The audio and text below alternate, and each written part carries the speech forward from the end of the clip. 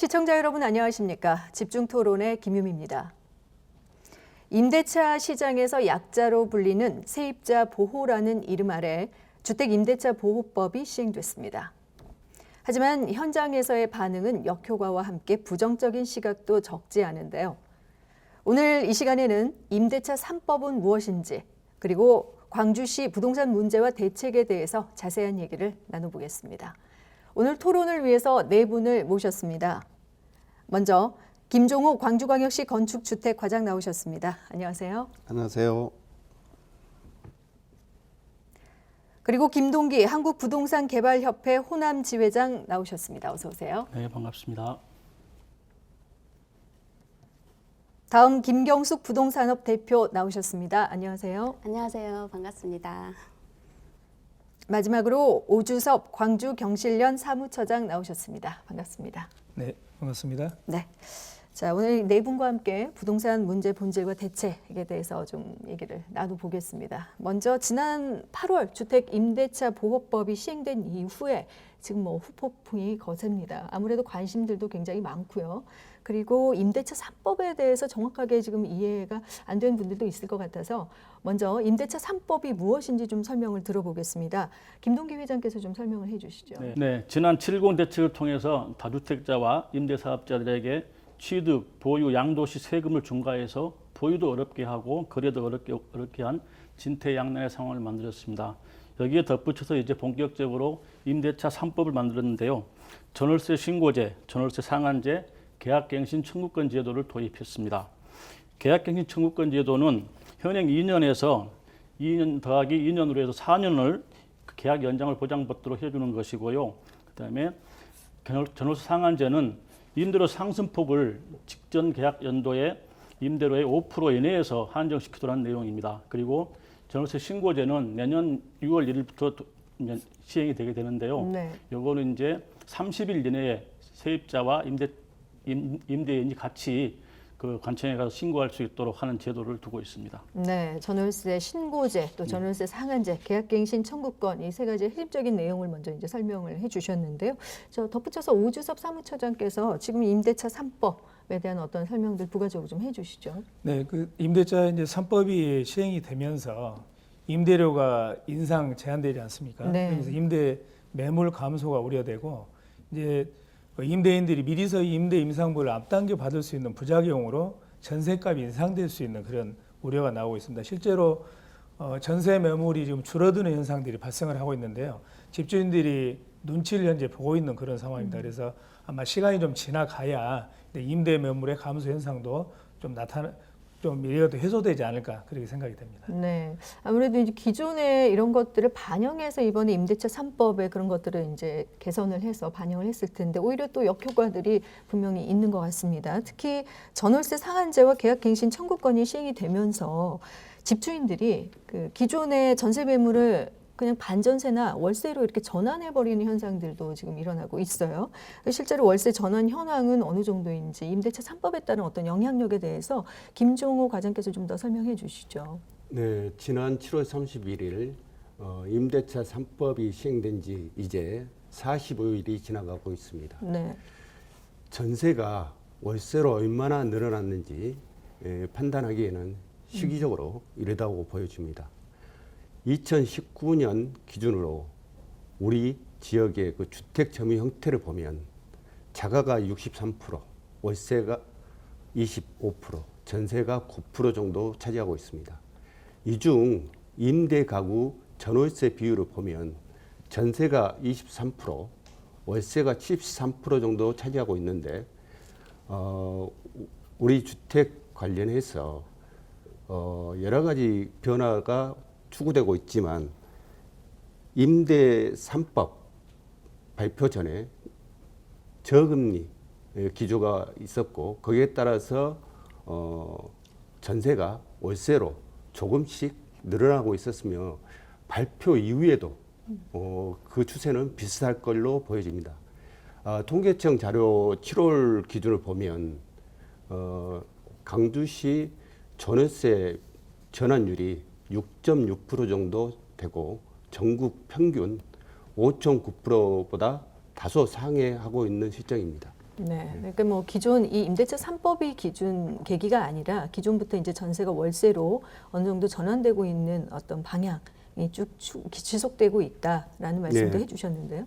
그렇게 보여지고 있습니다. 네, 여기에 덧붙여서 김경숙 대표께서는 지금 이제 이 부동산 어떤 심리적인 요인들도 있을 것 같고요. 현황에 대해서 한 말씀 해주시죠.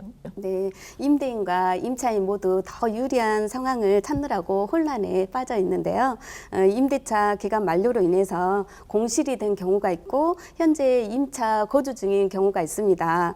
공실인 경우에는 레버리지나 현금 등으로 자금 여력이 되신 임대인들은 반전세나 월세 계약을 원하고 계시고요. 자금 여력이 안 되시는 분들은 전세 금액을 높이려는 경향이 있습니다. 그래서 현재 임차인 거주 중인 경우에는 임대인 입장에서는 임차인이 이사 나가면 매도하거나 또 전세 금액을 올리던가 또 월세로 전환을 고민하고 있고요. 임차인 입장에서는 새로운 집을 구하게 되면 나가고 아니면 또 버티기 하려는 입장을 보이고 있습니다. 이것은 임대차 3법에 대해서 아시는 분들의 이야기고요. 아직 개정법을 모르시는 분들은 법을 아시는 분들의 뜻에 의해 따라서 움직이는 경향이 있습니다. 네. 주택 시장 불안으로 특히 이제 연령층에서 보면 30, 40대 중심으로 이런 또 현상들이 있다고 해요. 뭐 패닉 바잉 현상이다 이렇게 또 얘기를 하고 있습니다. 정확하게 이 패닉 바잉 현상이 무엇인지 또 유독 30, 40대 연령층에서 이런 현상들이 나타나고 있는지도 궁금한데요. 오주석 사무처장께서는 어떻게 보고 계시나요?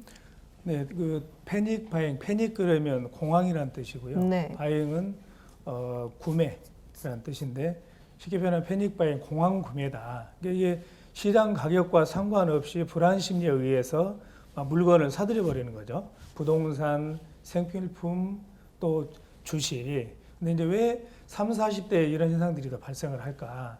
지금 우리 사회 30, 40대들을 보면 되게 직장 생활을 하면 거의 한 10년에서 15년, 20년 되기 때문에 좀 안정화가 돼 있고 이제 자녀들도 좀 성장을 하고 하기 때문에 아파트 구매 심리가 굉장히 커지는 그런 상황이죠. 그러다 보니까 어떻게 해서든지 지금 당장 아파트를 구매하지 않으면 안 되겠다는 불안 심리가 이제 대출도 좀 끌어다 쓰고요. 네. 그다음에 가족들 또 지인들한테서 어떻게든지 돈을 빌려서 지금 당장 아파트를 구매해야 되겠다고 하는 그런 불안 심리들이 작용을 하면서 이런 이제 패닉 바잉이라고 하는 새로운 어떤 현상들을 나타나게 해버린 거죠. 네, 뭐 가격 상관없이 일단 매점 매석 사고 보자라는 심리가 어떻게 보면 집 마련에 대한 불안감이 가장 높은 30, 40대에 나타나는 것으로 보고 있다라는 말씀을 해주셨습니다. 김종호 과장께서는 어떻게 보고 계시나요? 네, 패닉 바잉.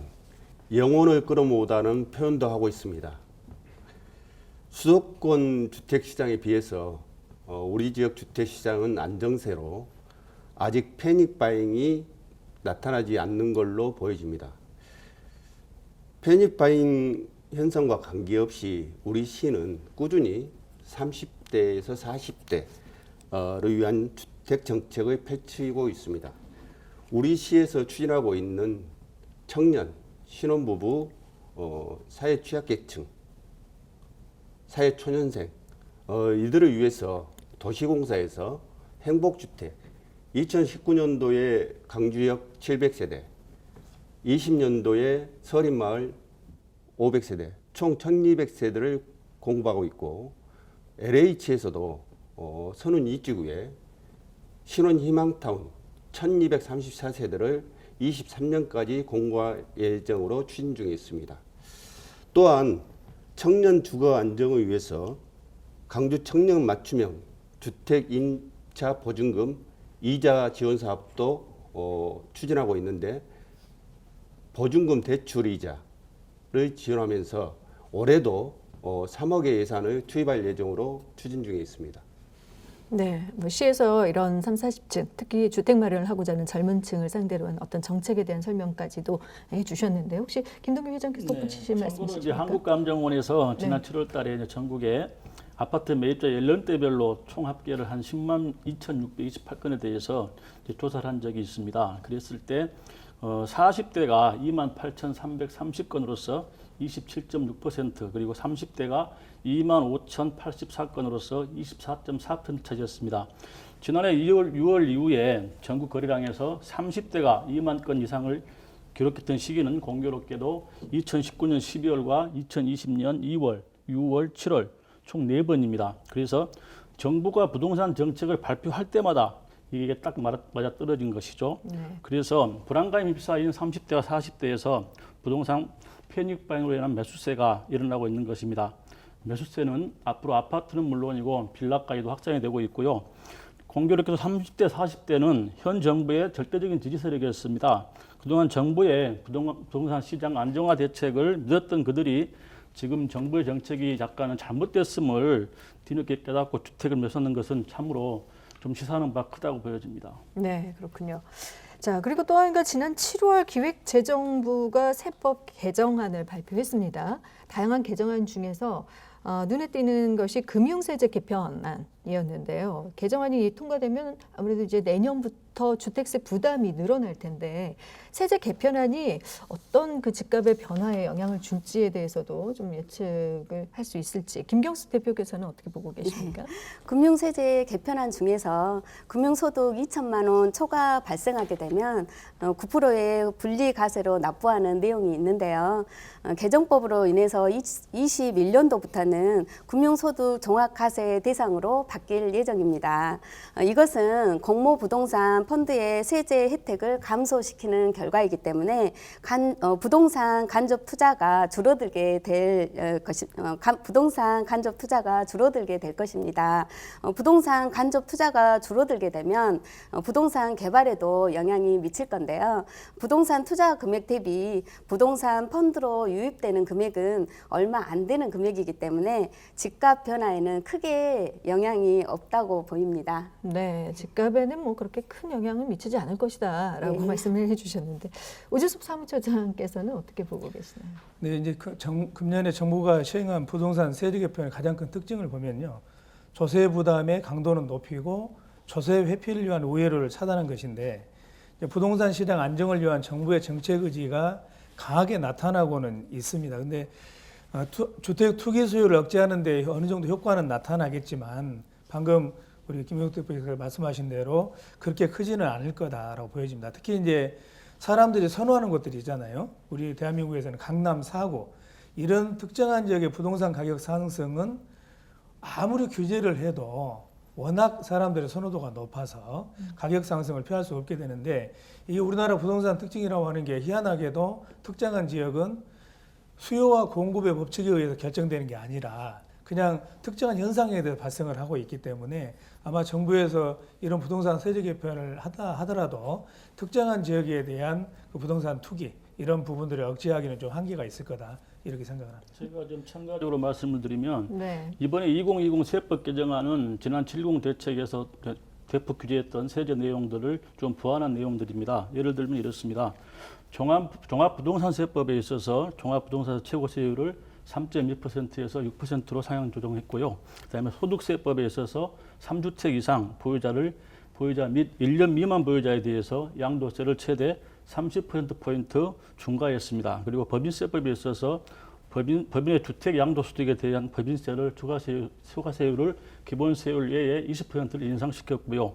지방세법에 있어서 조정 대상 지역에서 다주택자 그리고 취득세율들을 8% 정도로 인상했고 그리고 3주택 이상자들에 대해서는 법인과 똑같이 12%로 이렇게 인상했습니다. 그리고 부동산 거래신고법에 있어서 주택 임대차 계약보증금과 월세를 지자체에 30일 이내에 신고하도록 이런 제도들이 이번 세법 개정안에 포함되어 있습니다. 네, 그렇군요.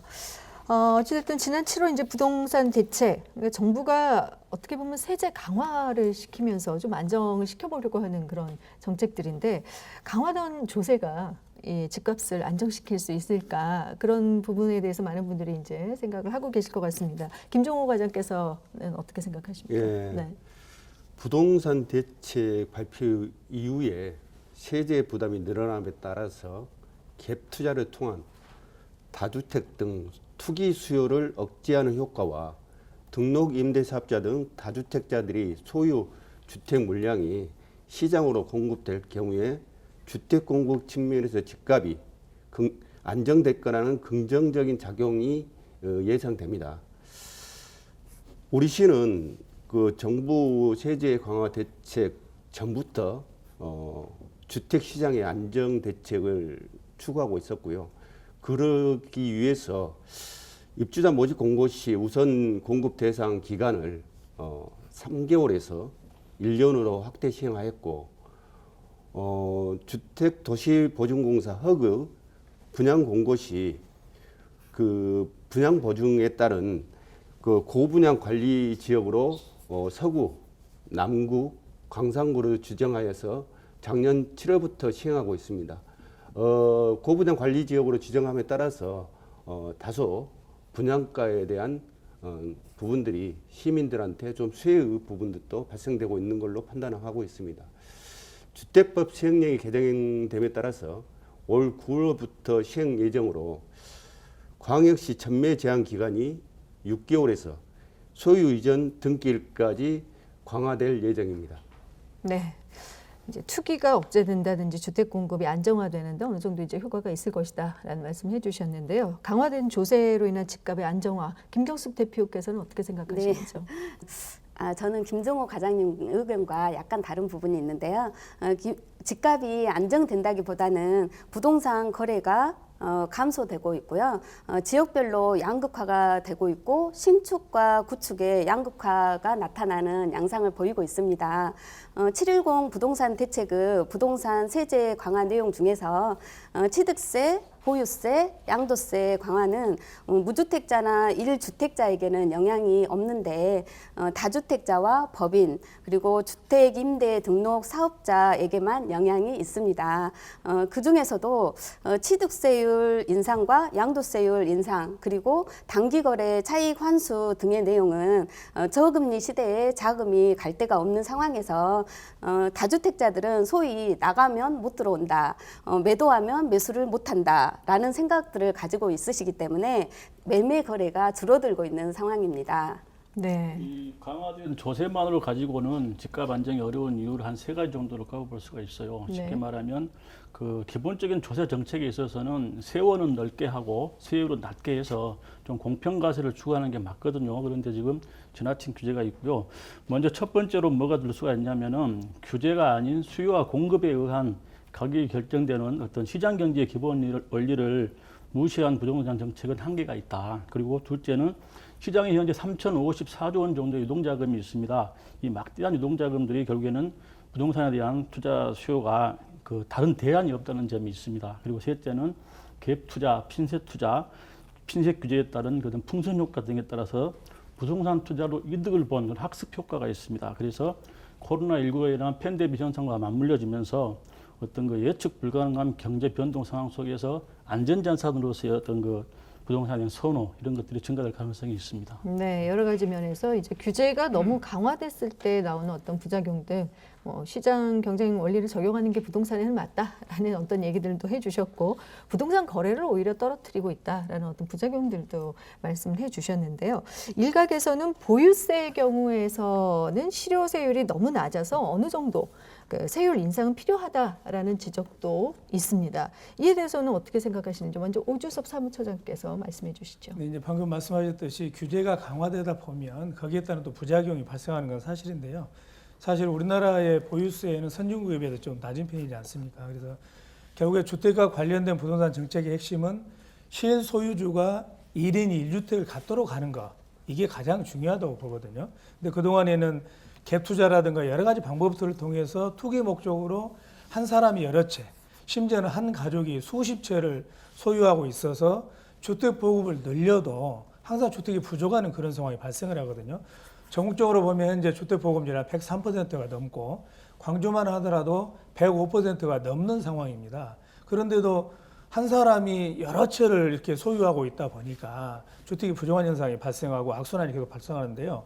결국 보유소율 인상을 통해서 자주택자를 규제하지 않으면 아무리 공급을 늘려도 주택은 항상 부족할 수밖에 없는 그런 상황이 된다고 보거든요. 다만 1인 1주택을 가지고 있는 실수요자에 대해서는 투기 목적이 아닌 경우에 거주 목적인 경우죠. 이런 경우는 이제 보유세율에 대해서 고려를 해야 되겠죠. 그리고 일률적으로 보유세를 적용하는 거, 이 부분도 좀 고려를 해서 하여튼 투기 목적이 아닌 분들이 실소유로 가지고 있는 것에 대해서는 보유세에 대한 부분을 좀 심도 있게 고려를 해서 정책을 펴야 된다 이렇게 생각을 합니다. 네, 문제는 이제 투기의 목적이냐 거주의 목적이냐, 실소유주가 1인 1주택을 소유하고 투기는 막으려고 하는데 어떤 목적이 있는 것이기 때문에 이런 것들을 잘 적용을 해야 한다는 말씀을 해주셨거든요. 자, 김동기 회장께서는 이에 대해서 어떻게 생각하시나요? 저는 이제 실효세율이 1%다 하는 기준 자체가 사실 모호합니다. 예를 들면 선진국의 예를 주로 자꾸 드는데요. 예를 들어서 그 한국조세연구원의 그 담당자께서 이런 말씀하셨어요. 자기가 한 13년째 조세연구원에서 일을 하는데 미국 등 선진 부동산들의 실효세율이 1%라는 그런 보고서를 쓰거나 본 적이 없다 이런 말했거든요. 예를 들면 이렇습니다. 미국 같은 경우는 3,023개 정도의 카운티가 있고 19,500여 개의 시별로 보유세가 다 다릅니다. 그래서 워낙 다양하기 때문에 실효세율 자체를 계산할 수도 없고 의미도 없다고 보여집니다. 그리고 일본 같은 경우는 이제 그 고정자산세라는 보유세가 있습니다. 그런데 명목세율은 1.4%이지만 일본 부동산협회에 따르면 실효세율은 주거용은 0.5%, 비주거용은 그 0.98%입니다. 그리고 독일은 부동산 보유세율이 3.5%고요. 이거는 이제 64년도 가세 표준을 잡다 보니까 자세히 보면 0.2에서 0.5% 정도 됩니다. 또 아울러서 이 보유소 성격 자체가 또 다릅니다. 영국 같은 경우는 지금 뭐 카운슬세라고 해가지고 아예 그 집주인이 사는 집이라면 그 주인이 그 산다든가 임대된 집이라는 세입자가 오히려 거주하는 분들이 직접 세금을 내는 그런 제도가 있습니다. 그리고 프랑스 역시 거주자가 또 그 재산세 형격의 그 세금을 냅니다. 또 일본과 미국은 또 지자체별로 그 노인과 저소득층에 대해서는 또 보유세를 감면해 주고 있고요. 그다음에 그 영국은 그 저소득층이거나 집에 그 대학생들이 있으면은 또 카운슬세를 감면해 주는 그런 제도들이 있습니다. 아울러서 우리나라는 특별하게도 소득에 비해 보유세가 좀 부담스러우면 아예 그 집을 줄이거나 팔라고 그렇게 얘기하는 그런 실정입니다. 네, 외국의 부동산 어떤 세율 사례를 들어서 이제 우리나라의 어떤 상황을 말씀해 주셨는데 어쨌든 우리나라는 뭐 계속해서 부동산과 관련해서는 규제 강도를 높이고 있습니다. 규제를 함으로써 안정화시키고자 하는 정책들이 지금 나오고 있는데 최근에 시장 감독 기구인 부동산 거래 분석원 설립 방침도 확정을 했습니다. 부동산 거래 분석원이 이렇게 설립이 되면 이곳에서는 그러면 어떤 일들을 하게 되는지 또 이 시설이 이 기관이 하는 일에 있어서 또 우려할 점들은 없는지 어떻습니까? 김동규 회장께서 한번 먼저 말씀해 주시죠. 이제는 이제 그 부모가 자녀 전세 얻는 것도 이제 정부가 나서서 감독하는 그런 기구가 이제 설립되겠다는 건데요. 정부가 사실상의 부동산 시장 감독 기구 설립을 이제 공식화했습니다. 이상 거래라든가 불법 거래를 근절해 가지고 과열된 부동산 가격을 떨어뜨리기 위한 조치로서 부동산 거래 분석원을 과거의 부동산 대응반 13명으로 구성된 대응반을 좀 확대해서 개편할 그런 조직을 보이고 있습니다. 여기는 이제 국토부와 검찰, 그다음에 경찰, 국세청, 금융감독원 등 7개 기관에서 파견된 직원들이 주로 이제 근무를 하게 되어 있고요. 이게 이제 문제가 있습니다. 이게 뭐냐면은 이미 부동산 시장 감독 기구가 없다 하더라도 시장은 분명히 불법 기능 근절을 위해서 많은 감시 기능이 존재하고 있다는 겁니다. 예를 들면 그 지금 세금은 국세청이 감독하고 있고요. 그다음에 대출은 금감원이 감독하고 있고, 그다음에 여기에서 이제 자금 흐름 자체를 9억 원 이상을 거래가 될 경우는 금융정보분석원이 또 감독을 하고 있습니다. 그리고 한국감정원 자체가 또 이제 부동산 거래 질서 교란 행위하고 청약 관련해서 또 감독을 하고 있고요. 그다음에 그 불법 전매 같은 경우는 각 지방자치단체에서 또 감독을 철저히 하고 있습니다. 그래서 이렇게 그 특별하게 옥상옥 형식으로 그 기관을 감독 기관을 두지 않더라도 이미 지금 감시 기능이 있거든요. 네. 이런 부분에서 상당히 논란이 있을 걸로 보여집니다. 네, 부동산 거래 분석원, 이 부동산 시장 감독 기구가 별도로 지금 이제 운영되는 것에 대해서 기존에 지금 다 감독하고 있는 것들이 있다라는 어떤 말씀을 해주셨어요. 김종호 과장께서는 이에 대해서 어떻게 보고 계시나요? 네. 앞서서 김동기 회장님께서 너무 자세하게 설명을 해주셨는데요. 국토부에서는 임시 조직인 부동산 시장 불법 행위 대응반을 이미 가동 중에 있고요. 그 대응반을 이번에 가칭 부동산 거래 분석원으로 조직을 확대 개편하겠다라고 추진 중에 있습니다. 부동산 거래 분석원에서는 다운 계약이라든가 가족 거래라든가 미성년자 편법 증여라든가 정상적이지 않는 의심되는 거래를 조사해 나갈 예정입니다. 우리 시도 여기하고 마찬가지 부동산 시장 불법 행위 대응반을 함께 가동 중에 있었고요. 올해 부동산 시장 안정 방안을 마련해서 지금 기관과 합동으로 점검을 추진하고 있는 시점입니다. 우려되는 점은 계좌 내역을 포함해서 각종 개인 정보를 조회하는 권한이 부여된다는 점과 과도한 거래를 규제할 수 있다는 것을 들 수 있을 것 같습니다. 네. 어쨌든 이제 부동산 시장 안정화 정책이라는 게 투기 목적, 또 불법 거래를 줄이는 차원이라는 점에서 이제 정부가 이걸 어디까지 규제하느냐 이런 문제들에 있어서 많은 의견들이 또 분분한 것 같습니다. 전반적인 부동산 정책과 관련해서 정부 대책에 관련해서 말씀을 좀 나눠봤는데요. 지금부터는 광주시에 조금 국한해서 부동산에 대한 정책 또 전망들을 좀 말씀을 나눠보겠습니다. 임대차 3법 이후에 지금 아파트 전세 매물 부족 현상이 나타나면서 상승세를 타면서 비교적 가격이 부담이 적은 연립이나 단독주택 쪽으로 수요가 몰리고 있다고 하는데 광주 지역의 주택 매매 가격 상승폭이 지금 크게 확대되고 있다고 하는데 이 부분에 대해서 김경숙 대표께서 잘 알고 계실 것 같습니다. 어떻습니까? 네, 주택 매매 가격 상승폭이 크게 확대되고 있는 건 맞습니다만 광주 지역은 수도권과 달리 주택 가격 상승 요인이 전세 매물 부족으로 전세 매물 부족으로 인함이 아니라고 봅니다. 주택 매매 가격 상승폭이 커지고 있다는 것은 투자 수요자가 있다는 말과 같음을 의미하는데요. 투자 수요자들은 저가의 매수에서 고가의 매도가 목적입니다. 710 부동산 대책으로 인해서 다주택자의 취득세율이 인상되었는데요. 1%대의 취득세율로 적용이 되는 공시지가 1억 원 이하의 노후된 주택이나 또 4%대의 취득세율이 적용되는 재개발, 재건축 중인 주택이나 토지로 몰리는 현상 때문에 주택 매매 가격 상승폭이 커졌다고 볼 수 있습니다. 네, 주택 매매 가격 상승폭이 커진 건 맞지만 그 원인은 투자 수요자가 있기 때문이다라고 보고 계시는데요.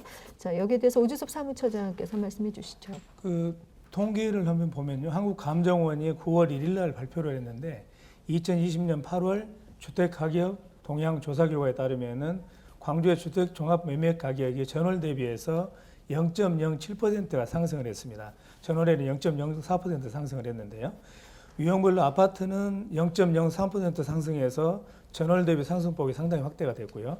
연립주택도 전월은 하락을 했습니다. 근데 8월 달에는 상승을 했고 단독주택도 상승하는 이런 상승폭들이 조금씩 확대되고 있는 그런 상황입니다. 그렇군요.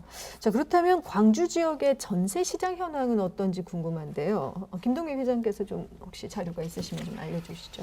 네, 올 7, 8월 달 기준으로 해서요. 지난 동기 대비 한 0.8% 정도 상승했습니다. 네. 그런데 그러다 보니까 84제곱미터 기준으로 해서 한 1억 7,148만 원 정도로 나타나고 있고 이 중에서 남구의 평균 전세 가격이 2억 251만 8천 원으로서 최고를 나타내고 있습니다.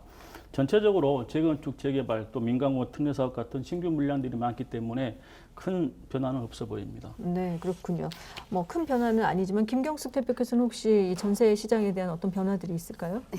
네. 광주 지역의 전세 시장도 수도권만큼 상승된 건 아니지만요. 네네. 임대차 3법 발표 이후에 상승된 전세가의 매물로 나오고 있습니다. 네. 임차인들은 인상된 보증금 준비가 쉽지 않기 때문에 이사 고민을 많이 합니다. 올 전세 아파트의 신규 주택 공급이 증가하고 있기 때문에 전세 매물 수요자들은 그리 많다고 할 수는 없는데요. 결국 구축 주택의 공실 기간이 길어지고 있는 실정입니다. 네, 이제 공급이 된 아파트로 차라리 전세 대신 가는 사람들도 늘 것이다라는 어떤 부분을 말씀해 주셨습니다. 말씀드리자면은 네네. 이제 정부의 규제 정책 자체가 수도권 위주의 정책이었습니다. 그런데 이 제도 자체를 지방에까지 일률적으로 적용하다 보니까 이게 한계가 있는 것 같습니다. 예를 들면 이렇습니다. 그 신규 아파트에 대한 수요는 어느 지역이나 다 마찬가지입니다. 우리 지역 같은 경우도 신규 아파트에 대한 전세라든가 신규 아파트 매매 수요는 있습니다. 그렇지만은 다른 광역시에 비해서는 절대적으로 수치가 낮고 그리고 이제 그 거래량 또한 아주 미미하게 나타나고 있습니다. 네. 네. 자, 이번 부동산 대책에서 다주택자, 그러니까 주택을 여러 개 보유하고 있는 사람들에게 적용되는 부분들이 어떤 것들이 있는지 일단 좀 한번 짚어주시고, 다주택자들이라면, 내가 만약 다주택자라면 어떤 부분을 그래서 눈여겨봐야 하는지, 주의해야 하는지도 좀 알고 싶습니다. 김종호 과장께서 좀 설명해 주시죠. 네. 근본 부동산 대책은 주택 시장 안정화를 목적으로 하고 있습니다. 다주택자들을 대상으로 취득세율 인상, 종부세 중과세율 인상, 양도소득세 경우 같은 경우 70% 인상으로 세제가 강화된 내용입니다. 또한 등록 임대사업자 제도 개편에 따라서 4년 단기 임대, 8년 아파트 장기 임대 경우 임대사업자 세제 혜택이 폐지되게 됩니다.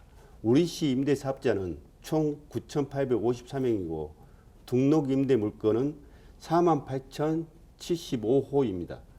그 중에서 70 대책에 따라서 세제 혜택 폐지 대상은 21.4%, 1,297호 정도 되는데, 기존 임대사업자는 의무기간이 끝난 임대주택에 대해서 세제 혜택을 받지 못하기 때문에 당장 올해부터 단기 임대는 24년까지, 아파트 장기 임대는 28년까지 기존 임대사업자 등록주택이 자동 말소되게 됨에 따라서 주택시장에 유입되는 물량을 예측하고 주택 공급과 더불어서 주거 종합계획을 우리 광주시에서는 수립해 나갈 예정으로 대비하고 있습니다. 네. 오주수 사무처장께서도 한 말씀 해주시죠. 네, 한마디로 이번에 70 부동산 대책에 보면 아까도 이제 김동규 회장님께서 말씀하셨는데 종합부동산세가 약 3배 정도 상승을 했고요. 네. 다주택자와 양도소득세는 최고 72%, 그리고 다주택자 취득세 같은 경우는 2주택자는 1에서 3%, 3주택자는 8%, 4주택 이상은 10% 적용이 됐는데요. 한마디로 이겁니다. 두 채 이상 갖고 있으면서 세금을 부담할 수 없으면 팔아라는 이야기죠. 네. 예를 들어 보면요. 시가 30억 원짜리 주택을 갖고 있을 경우에 종합부동산세가 3,800만 원이고요. 만약에 주택 가격이 50억 원이 넘어가면 약 1억 원의 종부세가 해당이 되는 겁니다. 그래서 하여튼 감당할 수 없으면 팔아라. 이게 이제 이번에 부동산 대책이 어떻게 보면 가장 중요하게 주는 시사점이라고 볼 수 있겠죠. 네, 취득세율이 오르고 또 이제 주택을 여러 채 보유하고 있는 경우는 세금 부담이 있다. 그렇기 때문에 차라리 파는 것이 낫기 때문에 유도를 하는 하나의 정책이다라고 보고 계시는데요.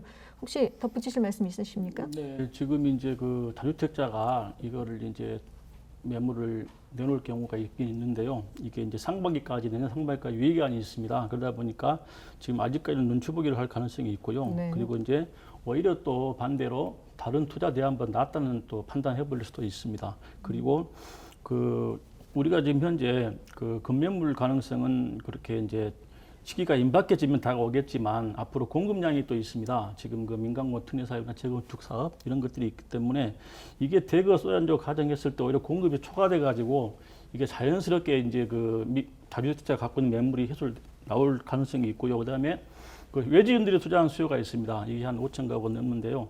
이것들이 과연 똘똘한 한 채를 찾기 위해서 수도권에 있는 집을 가지고 있고 지방의 것들을 팔게 되면 그다음에 이 매물들이 또 나올 가능성은 충분히 있다고 보여집니다. 네, 이렇게 매물이 쏟아질 경우에 예, 예. 또 이런 부분들을 우리가 예측을 하긴 뭐 어렵겠지만 어쨌든 그럴 가능성에 대해서 얘기를 해주셨는데요.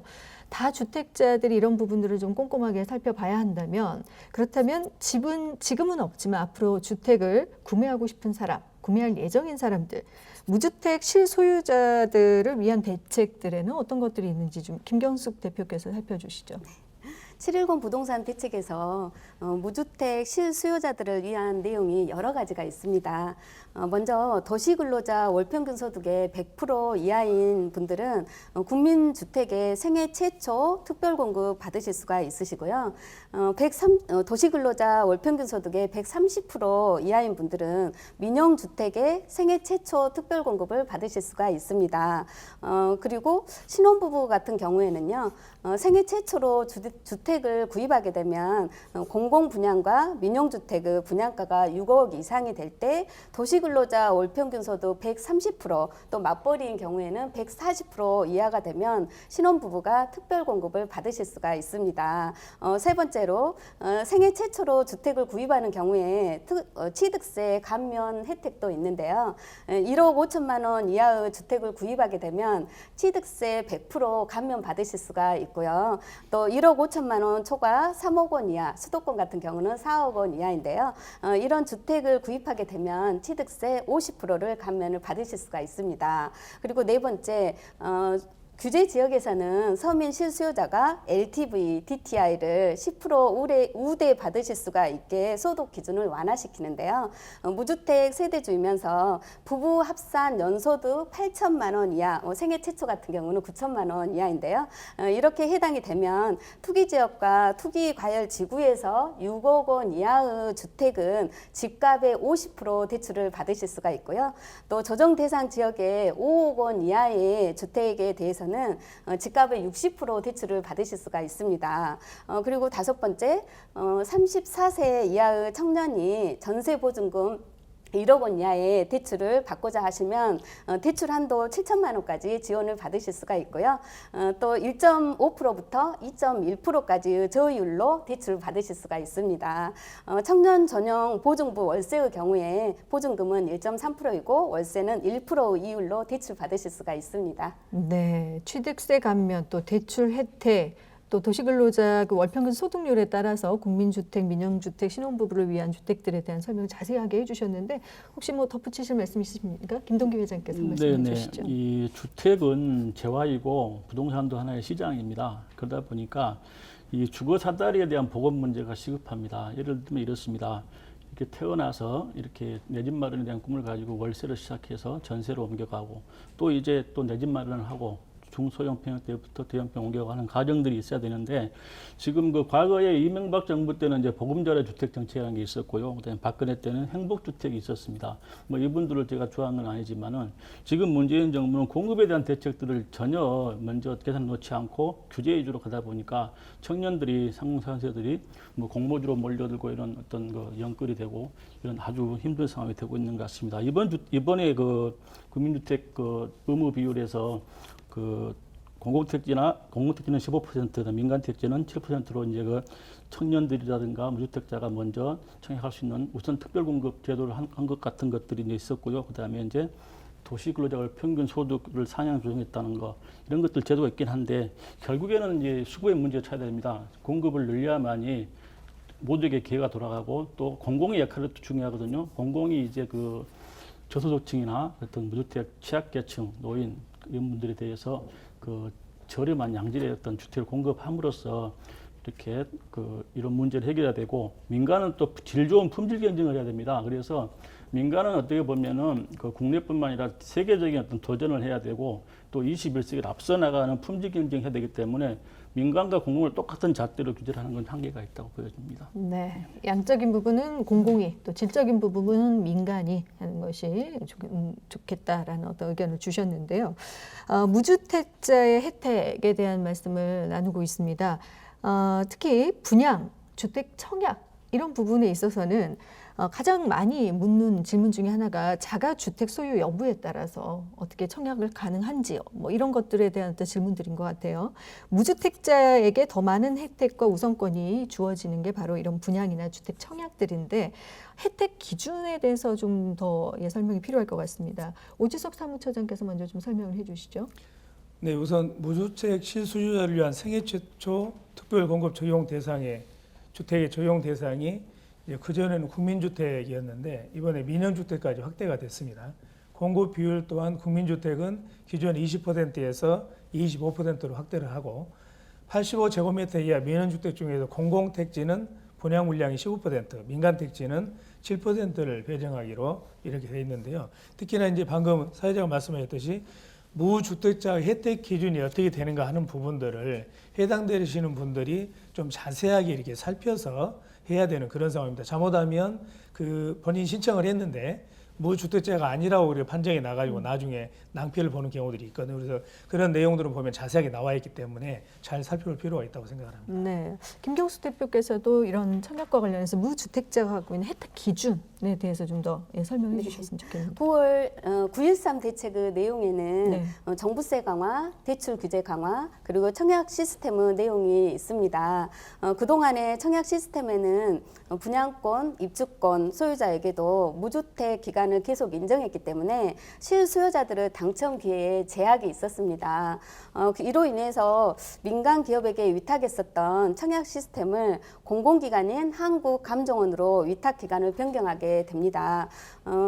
무주택자가 우선적으로 당첨될 수 있도록 새로운 청약 추첨제로 실행 예정이고요. 빠르면 올해 12월에 적용 예정입니다. 공공주택과 민영주택 공급하는 방식도 추첨제를 적용하게 되고 분양 물량의 최대 75%를 무주택자에게 우선적으로 배정하게 됩니다. 분양권, 입주권 소유자도 유주택자로 간주되기 때문에 우선적으로 무주택자에게 기회가 가게 되니까 무주택자의 당첨 확률이 높아지게 됩니다.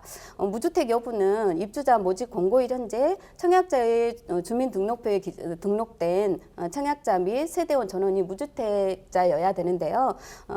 주택을 보유 중이지만 청약 시에 무주택으로 간주되는 경우들이 있습니다. 네. 예를 들면 오피스텔 보유하는 경우에도 무주택으로 간주하고요. 그리고 형제 자매와 공동으로 주택을 상속받고 3개월 이내에 공유 지분을 처분한 경우, 그리고 부적격자 통보받은 날로부터 3개월 이내에 처분한 경우, 그리고 사실상 폐가가 된 경우 또는 건물이 멸실된 경우, 무허가 건물이 보유한 경우, 이런 경우에도 무주택자로 간주해주고요. 또 만 60세 이상의 부모님이 주택을 소유 중이지만 세대원 전원이 무주택인 경우, 이런 경우도 무주택으로 간주해주고요. 전용 면적 20제곱미터 이하인 주택이나 분양권 1호만 보유한 경우, 그리고 전용 면적 60제곱미터 이하이고 공시 가격 8천만 원 이하, 수도권 같은 경우는 1억 3천만 원 이하인 경우에 소형 저가주택 1호를 보유한 경우에는 무주택으로 간주됩니다. 네, 말씀해 주신 것처럼 이제 분양권, 청약권들이 있어도 소유하고 있는 것만으로도 무주택자 혜택을 볼 수 없고, 또 반대로 주택은 갖고 있지만 오피스텔이라든지 또 상속분을 처분한 경우, 뭐 기타 등등 해서 오히려 이런 경우는 무주택자 혜택을 받을 수 있고, 이런 것들은 이제 꼼꼼하게 방금 말씀해 주신 대로 따져봐야 할 것 같은데요. 광주시의 이제 부동산 정책과 관련해서 말씀을 나눠보고 있기 때문에 광주에는 지금 민간공원 사업이 있습니다. 이 사업과 함께 재건축건도 있어서 신규 아파트가 이제 많이 또 유입되지 않을까라는 생각을 하고 있습니다. 자, 이번 대책과 관련해서 광주시에는 그러면 이런 것들이 어떤 영향을 미칠지도 한번 우리가 얘기를 좀 나눠보고 싶은데요. 먼저 김종호 과장께서 말씀을 해주시죠. 네, 우리 지역에 이제 민간 공원 특례 사업이 추진되게 됩니다. 중해공원, 중앙 1, 2공원, 총 9개 공원에 10개 단지, 약 12,000세대가 개발 예정으로 추진 중에 있습니다. 현재는 도시관리계획 변경, 즉 용도지역 변경 절차가 추진 중에 있고요. 교통영향평가심이라든가 경관심이라든가 건축심이라든가 이런 사전 절차 이행을 또 추진한 후에 사업 승인 관련해서 부서 의견과 협의기관 의견들을 받아서 사업 승인이 추진될 예정으로 지금 사업별로 진행하고 있습니다.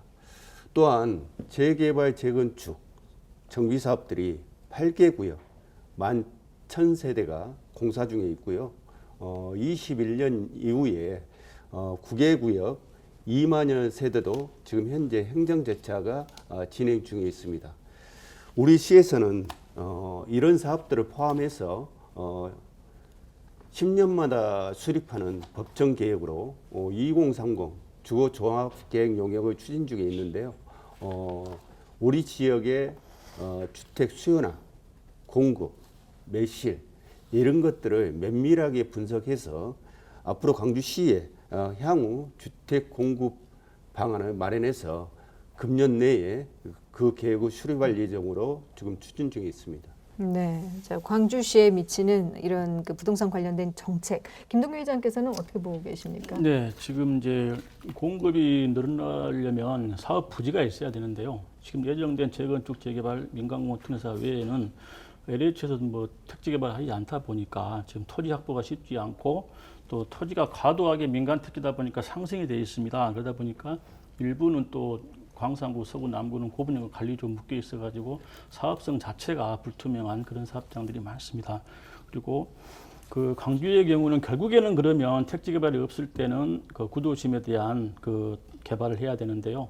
그 구도심은 기간 산업들이 잘 갇혀 있기 때문에 개발이 용이합니다. 그런데 문제는 용도 용적지가 또 있다 보니까 어떤 상업 지금 코로나 시대에 지금 그 상가가 분양이 되겠습니까? 그런 상황에서 그 상가 의무 비율을 두고 있고 이런 용도 용적지가 수도권은 다 폐지가 되고 있는 그런 추세로 가고 있거든요. 그런데 지금 이런 것들이 지금 광주는 또 이제 규정이 되어 있고 조례로 그런 부분들이 있습니다. 그리고 그 향후 재개발 재건축 공급 세대가 한 3676세대고요. 민간공원에서 한 14,000세대 가까이 공급될 수 있고 그러다 보니까 총 공급이 그 보면은 3,170세대 정도가 올해 정도 된다고 지금 나와 있고요. 그다음에 민간도 한 4,000세대가 올해 정도 공급이 된가요? 그렇게 하고 그러면 한 7, 8,000세대가 올해 중에 공급이 되는데 문제는 여기서 이제 다주택자들에 대한 또 그 규제를 해버리고 그럼 그게 매물로 나올 확률이 또 한 5,000세 정도 있을 수 있고 그다음에 더 중요한 거는 5월 달부터 이제 우리가 광역시가 분양권 전매 제한에 들어가 가지고 소유권 이전 등기 시까지 전매가 제한이 됩니다. 그렇다 보면은 이제 모든 신규 현장들이 실제 소유자 위주로 해서 개편이 돼야 되는데 실소유자가 과연 그 많은 물량들을 또 다 소화하고 원활하게 또 공급과 수요가 돌아갈 수 있을 것인가 이런 부분도 약간은 좀 이제 시에서 좀 잘 조정하셔가지고 좀 그 과감하게 그 경제가 잘 돌아갈 수 있도록 이렇게 대책을 좀 마련했으면 좋겠습니다. 네. 네, 추가 사항 우리 회장님이 말씀해 주셨는데요. 지금 사실상 민간 특례 공원 사업, 재개발 재건축 사업, 또 민간 영역에서 갖고 있는 사업, 또 조금 전에 말씀 주신 용도 용적지가 적용되면서 도시만의 주상복합 이런 많은 내용들이 주택 건설이 계획되고 있고 추진 중에 있는데 지금 향후 5년 정도를 들여다보면 지금 연 한 12,000세대 정도가 예정되어 있는 주택 공급 부분들이 추진되고 있습니다. 거기에 맞춰서 지금 우리 광주시가 주거 종합계획을 어떻게 우리 지역에 맞게 수립할 것인지를 다각도로 전문가들하고 지금 논의 중에 있어서요. 그 부분들이 수요 공급 또 기존 재개발 재건축 같은 경우는 기존 그 매시 부분들도 있기 때문에 그런 부분들을 주택 시장에 부합되게끔 잘 들여다보고 면밀한 계획들이 수립될 수 있도록 최선을 다하겠습니다. 지금 계속 이렇게 논의되는 게 보면 또 관심 갖는 게 신규 아파트를 어떻게 공급할 거냐 이런 부분들인데요. 네. 실제로 이제 광주에 보면 30년 거의 40년 가까이 된 아파트들이 굉장히 많습니다. 그럼 이 아파트들 앞으로 어떻게 재건축을 할 거냐 하는 부분이 굉장히 심각한 상황인데 지금 현재 광주에서 재건축을 추진하고 있는 데는 봉선동에 딱 한 군데가 있습니다. 물론 봉선동은 아시다시피 굉장히 투자 가치가 높기 때문에 할 수 있는데 그 외 지역은 실제로 재건축을 하기가 굉장히 불가능한 상황이거든요. 그러면 그 아파트들이 지금 30년, 40년 곧 돼가거든요. 거의 대부분 다 돼가는 아파트들이 많은데 그 아파트를 재건축을 하지 못했을 때 그것을 앞으로 광주시가 어떻게 관리를 해 나가고 또 어떻게 해 나갈 거냐 하는 부분들도 지금 어차피 과장님 계시니까 굉장히 좀 신중하게 검토하고 생각해야 될 시점이다 그렇게 생각을 합니다. 네, 중요한 말씀 주신 것 같습니다. 수요와 공급, 주택 시장에 수요와 공급은 굉장히 중요한 영향을 미치고 있고요. 재개발, 재건축 같은 경우 출발해서 입주까지는 5년에서 7년 정도 시간이 소요되기 때문에 노후되는 아파트에 대해서도 어떻게 강주 지역에 맞는 주택 관리가 필요할지 이 부분을 갖고 저희들 시에서도 고민을 하고 있고요.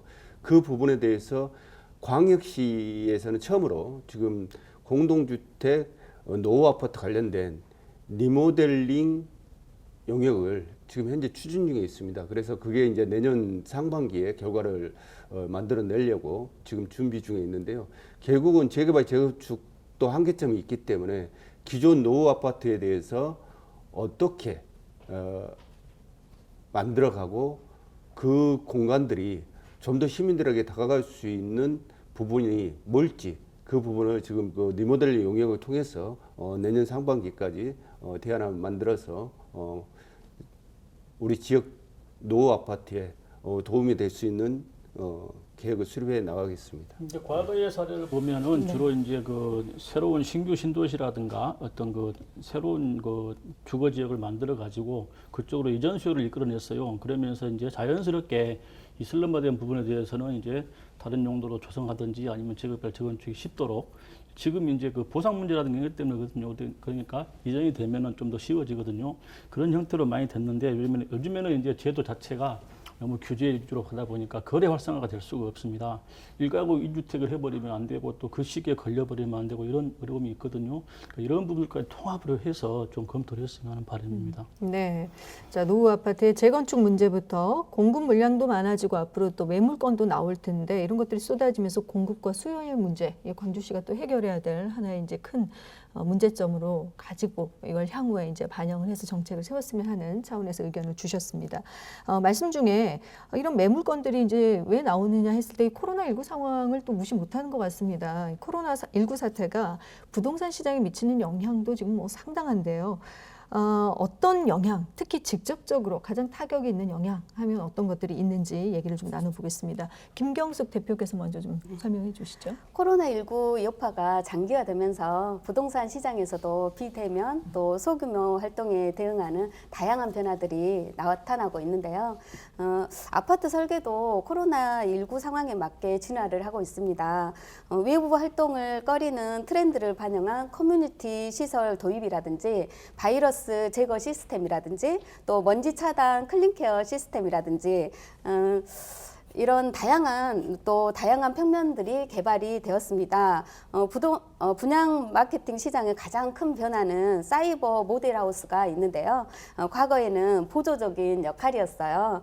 그런데 최근 신규 분양 단지의 경우에는 모델하우스 관람은 제한을 하고 있고요. 사이버 모델하우스 방문을 유도하고 있는 경우가 많습니다. 또 다른 변화는 유튜브인데요. 일명 랜선 집들이라는 형식을 빌려서 분양 단지에 대해서 자세한 평면과 또 입지 소개 그리고 부동산 전문가들의 평가 같은 다양한 컨텐츠들이 쏟아져 나오고 있습니다. 특히 신규 분양 단지를 중심으로 수요자들의 요구에 맞춰서 다양한 설계들이 추가적으로 나올 예정인데요. 앞으로 이런 단지들이 인기가 많이 올라갈 것으로 보입니다. 네, 뭐 분양이나 또 거래 정보들을 이제 비대면으로 하게 되는 어떤 그런 측면에서 설명을 해주셨다면 코로나19 상황에서 이제 부동산에 미치는 어떤 부정적인 영향들 어떤 것들이 있을지 오주섭 사무처장께서 한 말씀 더 해주시죠. 저는 이제 현실적인 부분을 좀 보려고 하는데요. 네. 사실 경제가 순환이 되려면 사람들이 자유롭게 돌아다니면서 돈을 써야 되지 않습니까? 네. 이게 가장 중요한 건데 현재 코로나가 이제 장기화되면서 사회적 거리두기가 이제 격상되고 이러면서 이제 경제 활동들을 못 하다 보니까 시내에 돌아다니다 보면 뭐 사무지구라든지 충장로도 그렇고요. 또 뭐 수안지구, 첨단지구에 가다 보면 임대와 매매 이 현수막이 붙어 있는 경우도 굉장히 많습니다. 사실 그거 보면 굉장히 마음이 안 좋은데요. 결국 이제 임대와 현수막이 오랫동안 붙어 있다고 하는 것은 이미 폐업이 돼 있거나 아니면 또 임대료가 연체가 돼서 실제로는 그 임대 기간이 끝나지 않았는데도 불구하고 임대를 낼 수 없기 때문에 임대를 내버리는 거죠. 그러면 결국 권리금을 받지도 못하고 이제 이런 현상들이 되다 보면 결국은 그의 영향이 임대인한테도 미치고 임차인한테도 미치고 그러다 보면 그 건물 자체가 또 경매에 넘어갈 수도 있고 이런 현상들이 발생을 하게 되는데 저희가 97년도 외환 위기를 한번 생각을 해보면 그때는 전체적으로 국가적인 위기였는데 그 서울의 강남의 대형 빌딩들이 결국은 외국의 거대 사모펀드라든가 자본에 넘어가서 몇 년 후에 경기가 회복되다 보니까 정말 그 비싼 가격에 다시 팔리게 되는, 그러면서 이제 우리나라의 어떤 국부가 유출이 되는 그런 상황이 발생을 했는데, 결국 코로나19 사태가 장기화되다 보면 부동산 시장이 침체되는 것은 당연할 거고요. 방금 말씀드렸듯이 좀 그런 좋은 건물이라든가 정말 우리 그 이웃들이 장사를 해야 될 그런 상황들이 되지 않았을 때 겪는 아픔들, 이런 게 더 심화되지 않을까 그렇게 생각을 하고요. 특히 이제 재택근무가 확산이 되면서 대형 빌딩들, 사무실 이런 데들의 공실률이 좀 늘어나면서 그 건물들의 좀 어려움이 더 가중되고 있다고 합니다. 왜냐하면 소형 어떤 그 오피스 빌딩이나 이런 데는 이제 코로나를 피해서 이렇게 개인들이 입주를 해가지고 근무하는 경향들이 많아지기 때문에, 그래서 전체적으로 코로나19가 이 부동산 시장에 특히 상업용 건물에 미치는 영향도 굉장히 크다 이렇게 볼 수가 있겠습니다. 네. 네, 첨언하자면은 그 부동산 문제는 지금 코로나 관련해서는 부동산 외부의 문제였거든요.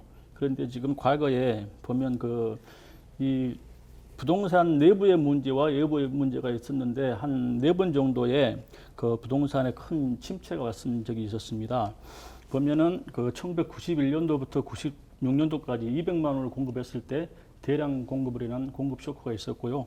그다음에 98년도 외환위기, 그다음에 2007년도에 우리 금융위기, 그다음에 2012년 하우스푸어들이 사태, 이러면서 200만 원이나 하우스푸어는 부동산 내부적인 문제였는데 나머지 외환위기나 금융위기는 이제 외부적인 문제입니다. 근데 이 코로나 사태는 그 코로나의 기간과 또 코로나의 강도의 문제입니다. 그리고 치료제 개발의 문제고, 이게 지속된다면은 예를 들면 이렇습니다. 그 투자 성향이 강한 상품부터 많이 그 어려움을 겪을 것입니다. 그 제가 예측하건대 예를 들어서 아주 그 구분상가라든가 또 재건축 재개발 투자성이 강한 것들, 그 다음에 토지 딸린 상가 건물, 그 다음에 아파트, 나머지 이제 마지막에 토지 정도가 되겠죠. 이렇게 이제 안전자산 선호도가 증가하는 경향으로 갈 수 있는 상황이 생기고요. 그런데 아마 이렇게까지는 가지 않을 겁니다. 왜냐하면 시장은 또 시장대로 힘이 있기 때문에 또 거기에 오기 전에 대책을 갖고 돌아갈 거라고 저는 믿고 있습니다. 네, 부동산 시장에 있어서 이제 뭐 투자 성향이 높은 것부터 타격을 받고, 또 말씀해주신 것처럼 부동산 시장이 전체적으로 침체되면서 이 시기가 길어지면 뭐 자영업자, 소상공인, 또 임대를 해서 돈을 벌어야 하는 소상공인들, 또 사무실을 내거나 뭐 이런 경우에 아주 직격탄을 맞을 것이다라는 어떤 우려들을 해주셨습니다. 자, 부동산 시장 뭐 장기적인 안정화 대책이 또 필요하고, 지금은 또 단기적으로 코로나 상황에서 이런 대책들이 또 절실할 때가 아닌가 싶습니다. 광주시가 부동산 시장의 투명한 거래 질서를 확립하고 불법 행위를 뿌리 뽑는 차원에서 부동산 시장 안정화 방안을 지금 마련해서 추진하고 있는데, 자, 이 내용과 함께 광주시 부동산 시장 동향에 대해서 좀 얘기를 나눠보겠습니다.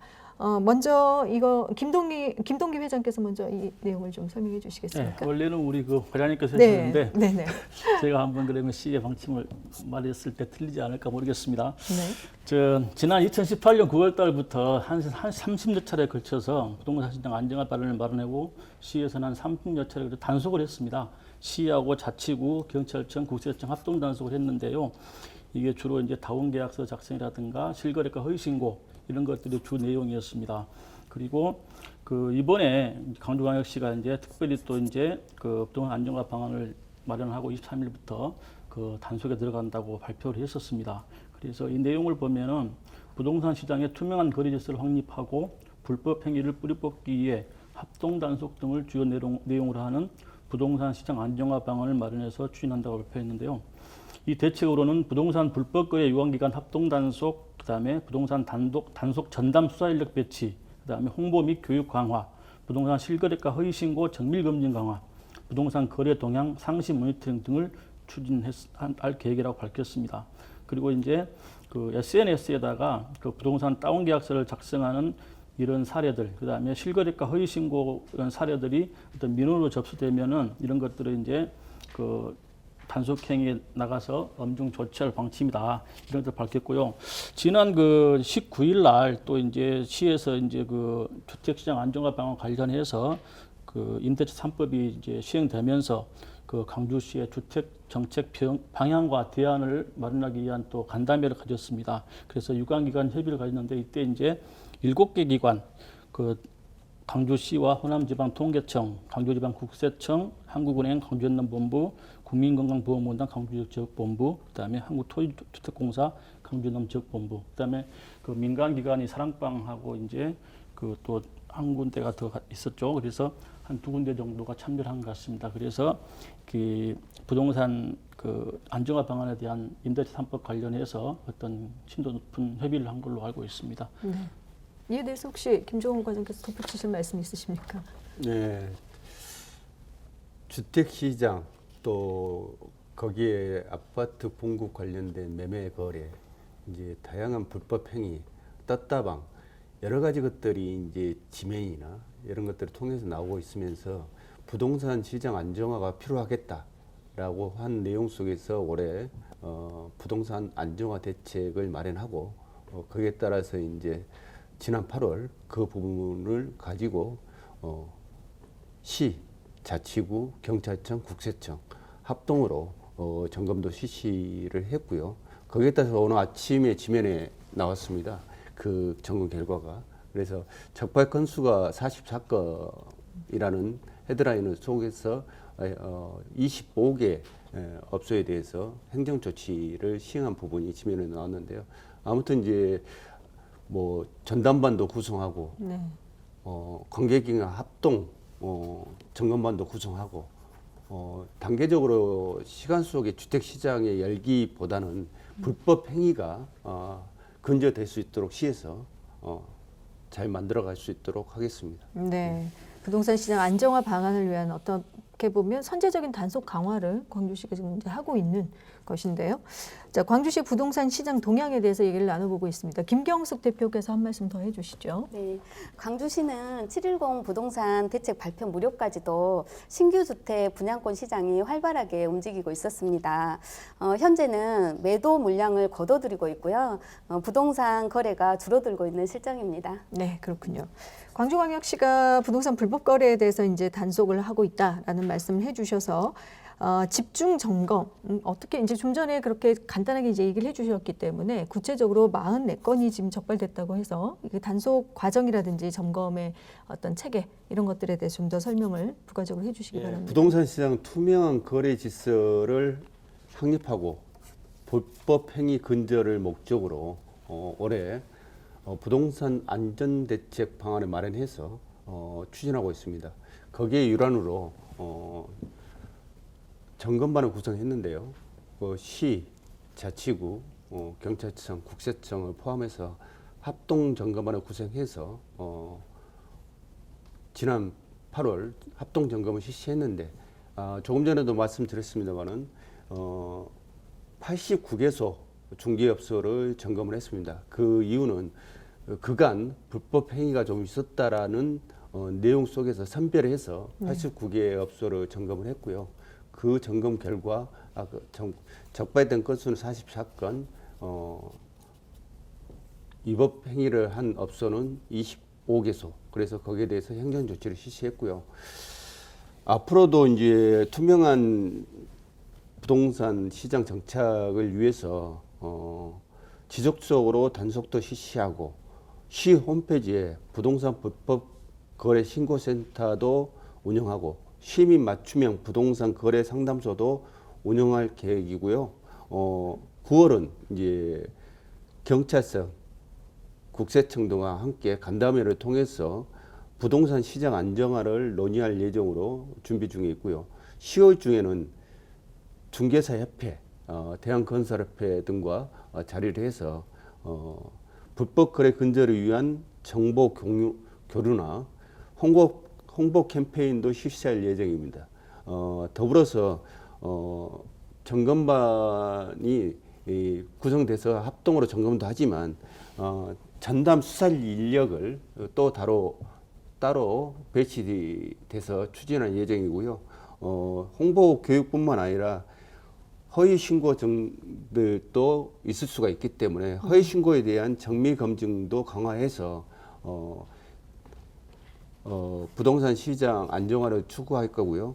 부동산 거래 동향도 상시 모니터링 해가지고 시장에 대한 내용들을 분석해 가면서 점검과 현장들이 안정화될 수 있도록 추진해 나갈 예정입니다. 네, 광주광역시 이러한 정책에 대해서 이제 오주섭 사무처장께서도 한 말씀 부탁드립니다. 아마 이번만큼 부동산 불법 거래를 집중 단속하겠다 하고 광주시, 지방경찰청, 국세청 또 5개 구청이 합동으로 불법 거래를 단속하는 예가 제 기억에는 거의 없는 것 같습니다. 그래서 이런 과정들을 만들어놨고 또 정책을 만들었기 때문에 결국 이제 중요한 것은 지속성과 영속성, 그리고 아까 과장님께서 말씀하셨지만 또 위반한 것에 대해서는 강력하게 처벌하는 그런 부분들이 용두사미가 되지 않고 좀 끝까지 갔으면 좋겠다 하는 그런 바람을 가져봅니다. 네, 지속적으로 이런 것들이 뭐 집중적으로 이제 시행되는 부분도 있지만 지속적으로 좀 이루어졌으면 좋겠다는 당부를 해주셨는데요. 시에서는 이제 그 포상제도도 두고 있고 네. 또 이제 과태료 부분도 두고 있어요. 예를 들면 이렇습니다. 그 실거래 기간을 어긴 경우, 그러니까 과거에 60일인데 30일로 단축시켰습니다. 그러면서 이걸 신고 기간 내에 신고하지 않으면 500만 원 이하의 과태료 부과되고요. 그다음에 허위 매물을 부동산으로 올린 경우가 있었거든요. 과거에. 그러면은 그 집값 담합을 위해서 그런 경우 허위 매물을 이제 계약 해제 이후에도 그 해제 신고를 하지 않은 경우, 이런 경우에는 그 500만 원 이하의 과태료를 묻습니다. 또 아울러서 이제 그 이것들을 신고를 위반한 사항들을 이제 신고한 경우 3천만 원 이하의 신고를 하지 않고 위반할 경우에는 3천만 원 이하의 과태료를 부고 또 신고 포상금제를 따로 둬가지고 또 이게 원활하게 효과를 낼 수 있도록 이렇게 만들고 있는 것 같습니다. 네, 이런 이제 불법 거래들이 이런 해서는 안 되겠다는 인식이 어느 정도 안정화될 때까지는 지속적으로 뭐 포상제라든지 뭐 다양한 방법들을 동원해서 펼쳐져야 하리라는 생각을 해봅니다. 자, 집 없는 서민이 집을 마련할 수 있는 그 희망을 이룰 수 있는 그런 부동산 정책이 돼야 되고 부동산 시장이 돼야 될 텐데 이런 부동산 실소유자는 확실히 보호하면서 투기는 반드시 근절해야 하는 점, 이게 이제 가장 근본적인 부분인 것 같습니다. 그런데 하지만 근본적이고 기본적인 거지만 투기를 근절하는 대책 방안은 참 어렵습니다. 자, 지금부터는 이 부동산 투기 근절 대책 마련에 대한 내용을 좀 다뤄볼까 합니다. 먼저 김경숙 대표께서는 부동산 투기를 근절할 수 있는 어떤 방안에 대해서 어떻게 생각하시는지요? 투기 근절 방안, 저는 투기와 투자는 다른데요. 네. IMF 위기 때와 글로벌 금융 위기 때 부동산 가격 하락이 많았었습니다. 대전이나 군산처럼 부동산 가격이 상승된 곳도 있었기 때문에 모든 부동산이 폭락한 것은 아니었는데요. 부동산 투자에 실패하신 분들이 많았었고 또 신불자까지 된 사례가 상당히 많았었습니다. 시간과 노력을 들이지 않으면 실패할 수도 있는 리스크가 있기 때문에 공짜 소득은 없다고 봅니다.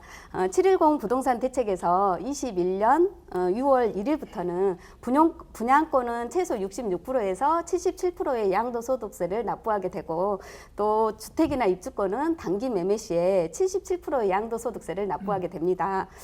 세금 불안으로 21년도 6월 1일 이전에 매도하려던 매도자들은 매도가 쉽지 않기 때문에 매물을 다시 걷어들이고 있는 실정입니다. 네. 투기와 투자는 다르다라는 말씀을 해주셨는데요. 자, 오주섭 사무처장께도 한번 똑같이 묻겠습니다. 부동산 투기 근절 대책 방안에 대해서 어떻게 보고 계시는지. 네, 먼저 부동산 투기는 망국병이다라고 하는 인식이 좀 중요할 것 같고요. 그리고 끝까지 근절한다고 하는 정부의 강력하고 일관된 적정 역량과 의지가 가장 중요하다 이렇게 생각합니다. 최근에 이제 고위공직자, 국회의원, 심지어 국토교통부의 고위공직자나 국토교통위원회 국회의원들 상당수가 뭐 투기 목적은 아니라 할지라도 강남이나 아파트 가격이 오를 만한 곳에 주택을 여러 채 소유하고 있어서 최근 국민들한테 지탄을 받지 않았습니까? 이제 일부는 한 채만 남기고 매각을 했고 심지어 어떤 분은 국민들이 지탄을 해도 나는 팔지 못하겠다 해서 청와대를 떠난 사람도 있습니다. 그래서 아무리 좋은 부동산 투기 근절 대책을 마련한다 해도 국민들이 정부를 믿지 못한다고 한다면 공연불이 될 수 있기 때문에 방금 말씀드린 것처럼 국민들에게 신뢰를 줄 수 있는 사람들이 정책 위반을 하고 정책을 집행하는 것, 이게 아마 부동산 투기 근절하는 대책 중에 가장 중요한 요소 중에 하나가 아닐까 저는 생각을 합니다. 네, 신뢰가는 정책 말씀해 주셨고요. 김동규 기자님께서 말씀해 주시죠. 부동산을 보는 시각의 문제입니다. 예를 들어서 이 부동산 자체를 시장으로 보지 않고 투기로 본다는 순간부터 모든 것들이 이제 양극화가 심해지고 더 큰 사회 혼란을 가져옵니다. 부동산 역시 그 수요와 공급이 존재하고 가격이 자연스럽게 시장에 조절 기능을 갖는 그런 시장입니다. 이거를 이해하면서 정책을 추구하는 게 급선무되었고요. 그 밀턴 프리드먼 이런 말을 했습니다. 가장 나쁜 시장은 가장 좋은 정부보다 낫다, 이런 말씀을 했습니다. 그리고 이 공공의 역할이 정확히 구분되고 장점을 살려서 시너지를 내야 되는데요. 민간은 아까 말씀드린 대로 끊임없는 품질 경쟁력을 통해서 21세기 스마트 시티를 대비해야 됩니다. 그리고 무주택 서민, 노인, 장년층, 청년 신혼부부, 영세 취약계층은 공공이 그 역할을 다 해줘야 됩니다. 그리고 행정은 도시 경쟁력에 초점을 맞출 필요가 있습니다. 그래서 인구 유입이 되어져야만이 경제가 활성화가 되고 전체적인 소득 수준이 올라가고 또 그래서 그 도시가 또 경쟁력을 갖습니다. 그리고 부동산은 거래와 소비가 활성화가 돼야 될 때 그 주거 사다리가 자연스럽게 그 문제 해결되어진다고 저는 보여지거든요. 그래서 이런 부분들을 좀 정책에 좀 반영하고 해야만이 부동산 투기를 근절할 수 있다. 저는 그게 근본 대책이다 보여집니다. 네, 뭐 김종호 과장께서도 간단하게 부동산 투기 근절 대책 방안에 대해서 말씀해 주시죠. 네, 부동산 투기 근절 결국은 주거 안정을 도모하기 위한 과정들인데요. 그 부분들이 이제 현장에서 목소리를 저희들이 잘 경청하고요.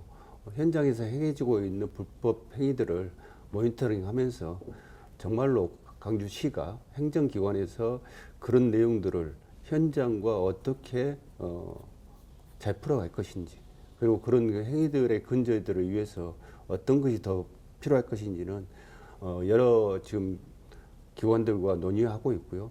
현장의 목소리도 듣고 있고 또 협의체를 통해서 근절의 방안들을 단계적으로 저희들이 들여다보고 있기 때문에 많은 고객과 현장의 목소리 또 애로사항 또 현장의 문제점들을 면밀히 검토해서 더 나은 부동산 안정화를 위해서 추구해 나가겠습니다. 네, 공공이 해야 할 부분이 있고 또 민간이 해야 할 영역이 있는 것 같습니다. 특히 광주시의 주택 정책을 펼치는 데는 그래서 더 신중한 접근이 필요해 보이는데요. 자, 주거 취약계층에 대한 실질적인 주거 실태 조사도 그래서 반드시 필요할 걸로 보입니다. 사회 취약계층을 위한 주거 안정 대책 마련도 필요해 보이는데 자, 이에 대해서 김동규 회장께서 먼저 좀 설명을 해주시죠. 이 부분에 대한 거는 제가 이제 방금 거의 그 말씀을 다 드린 것 같습니다. 네. 그 공공과 민간의 역할을 구분해서 공공이 담당할 분이 바로 사회 취약계층이거든요. 네. 이 법과 제도를 정비하고 그다음에 공공이 이제 민간이 예를 들면 이런 게 있습니다. 민간이 그 용적제 외에도 용적률을 좀 완화시킨다는 걸 해서 인센티브를 받는 부분이 있잖아요. 그런 부분들을 공공에 기여하는 겁니다. 그러면 기여를 하면 그 부분을 가지고 또 예산을 수립해서 또 저소득층이나 취약계층에 대해서 또 어떤 공공의 계획을 세워주고 하는 방향들. 그다음에 노후된 그 뭐 학교라든가 뭐 동사무소 타가소 막 여러 가지 있잖아요. 이런 것들에 대해서 이런 부분들을 좀 그 타가 기능이라든가 여러 가지 일자리를 젊은 부부들이 할 수 있으면서 또 그게 공공이 역할을 해주는 그런 재활용하는 방안들 여러 가지를 좀 공공이 심도 있게 다양한 각도에서 고민했으면 좋겠습니다. 네, 사회 취약계층을 위한 주거 안정 대책, 뭐 광주시에서도 다양하게 마련하고 있는 걸로 알고 있습니다. 김종훈 과장께서 좀 더 설명해 주시죠. 네, 행복 지수 중에 하나가 주거 부분이 요즘에 더 많이 차지하고 있는 것 같습니다. 시민들의 주거 복지 정책도 더 늘어나고 있는 게 시대적인 요구사항입니다. 그래서 저희 시에서는 주거 정책을 중장기적으로 어떻게 만들어갈 것인가를 놓고 지금 현재 주거 종합계획을 수립 중에 있고요. 그 주거 종합계획을 수립하는 과정 속에서 지난 1월에 주거 실태 조사를 실시했습니다.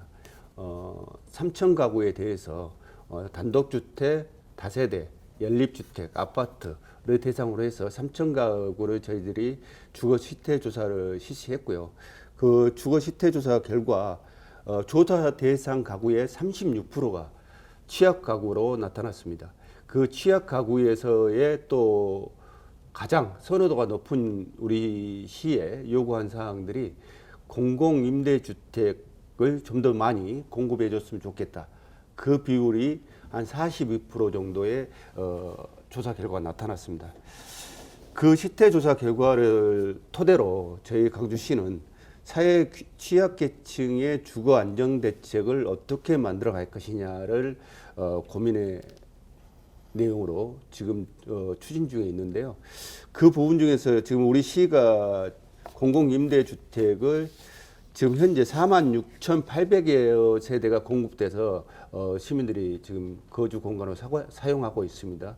거기에 추가적으로 도시공사에서 행복주택 1,200호, LH에서 선운 이지구에 국민임대 행복주택 여러 주택들을 포함해서 1,800세대를 지금 추가 공급할 예정으로 추진 중에 있고요.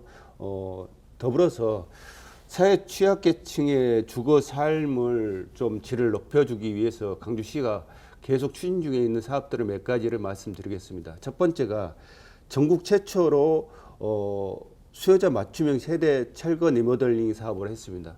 이건 뭐냐면은 도시공사 우산 빈 여우채가 1,500세대가 있습니다. 근데 갈수록 공실률이 높아지다 보니까 그리고 공공임대주택의 소규모 면적을 차지하고 있습니다. 그래서 전용 면적 7평 세대 30세대를 두 세대를 세대백을 철거하고 하나 공간으로 전용 면적 7평을 14평으로 이게 30세대를 15세대로 만들면서 전용 면적 확대하는 이런 사업을 추진했고요.